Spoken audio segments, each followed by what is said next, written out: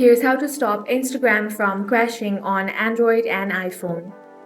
The first thing you want to do is close the Instagram app completely. Open the app switcher and swipe Instagram off of your screen.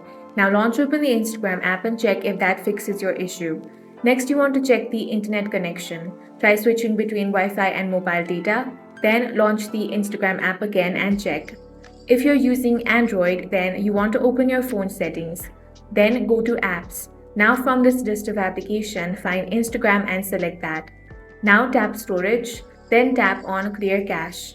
On iPhone, you can offload or reinstall the app since iOS does not provide a cache clearing option. Next, you want to make sure Instagram is updated to the latest version. On Android, open Google Play Store. On iPhone, open App Store. Now search for Instagram. Here, install any available updates.